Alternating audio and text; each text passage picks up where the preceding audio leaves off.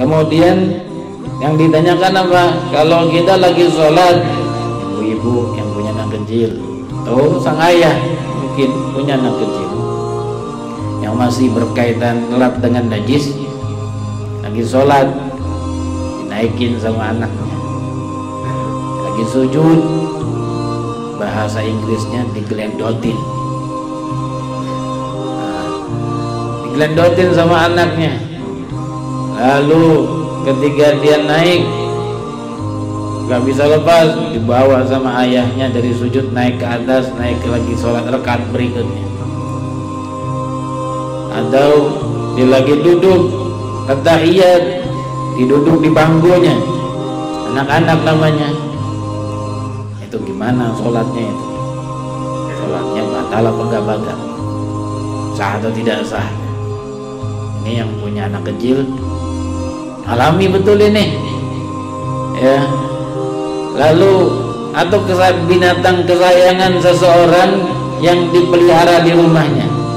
Mungkin di antara kita ada yang melihara binatang kucing, ya, kucing itu kemudian kita lagi sholat, lagi duduk tahiyat, kucingnya karena manja dia datang gitu, kita dinaik ke atas paha di pangkuan. Gimana itu kucing di pangkuan kita lagi sholat, sholatnya sah atau tidak, batal atau tidak? Kucing kan kalau buang hajat nggak cebok, nggak istinja. Ada kucing istinja? Kalau manusia kayak udah gede, udah dewasa, dia istinja sendiri. Maka bersih tempat pembuangan, tempat saluran kotorannya, itu yang belakang ataupun yang depan, itu manusia, dia istinja. Diajarkan di dalam Islam, bahkan babnya bab khusus, kitabut taharah, kitab izalatun najasa, menghilangkan najis. Ini kalau kucing mana ada bab istinja buat kucing. Binatang gak ngerti apa, dibuang hajat, ya udah, paling goyang-goyang dikit, jalan lagi, kan gitu namanya binatang. Lalu sekarang dia duduk di atas kita waktu kita tahiyat akhir atau tahiyat awal, kucing peliharaan ini, bagaimana ini? Nah, soal kita sah atau tidak sah? Nah, ini masalah. Apa kata ulama fikih? Kata ulama fikih, kalau yakin bahwa pada diri anak kecil ini, ya, pada diri anak kecil ini ada najis, kita lihat, yakin itu kita lihat barusan sebelum sholat anak kita pipis di sebelah situ,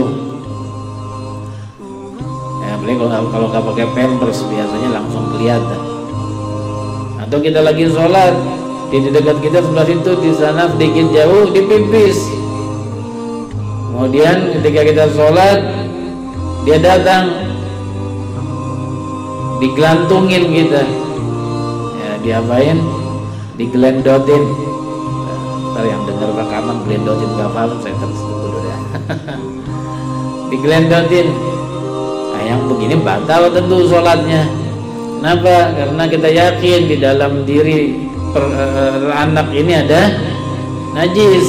Nah, kita lihat tadi itu dia pipis, kita lagi sholat atau sebelum sholat, belum lagi dibersihkan, langsung naik ke atas punggung kita, langsung naik ke atas paha pangkuan kita, kebatal sholat kita di saat itu karena najis, karena yakin. Tapi kalau tidak yakin, tidak batal sholat, walaupun kemungkinannya kecil bahwa ini binatang atau ini anak disucikan setelah itu dibersihkan. Misal dicontohkan dalam hukum fikih, selalu kalau ada kucing, kita lihat betul kucing lagi makan tikus di sebelah sana, belum beranjak dari hadapan kita dia makan tikus, kemudian kita sholat, kucing itu yang makan tikus, kemudian sebelum dia datang ke kita, dia pergi kemana tahu, di jalan kemana tahu, Kemudian setelah itu dia balik, muncul lagi. Dan di dekat-dekat sini ada kemungkinan adanya air. Nah, ketika dia muncul lagi, kemudian dia datang dan dia duduk di atas pangkuan kita waktu kita tahiyat. Kata ulama nggak batal sholatnya. Kenapa? Karena kemungkinan dia minum di sana yang ada kemungkinan air. Mungkin di rumah tetangga kita ada kolam ikan, mungkin di rumah tetangga kita ada ember, ada airnya. Dia bisa minum di sana. Kemungkinan mulutnya sudah bersih ketika dia bersentuhan dengan air. Kemungkinan itu walaupun kecil membuat kita tidak batal sholatnya. Begitupun anak tadi, kalau kita lihat awalnya dia mempunyai najis, kemudian kita sholat lalu dia dibawa sama ibunya, nggak tahu bakal, kita nggak pastikan tentunya ibunya itu membawanya dibersihkan, diistinjain atau bagaimana.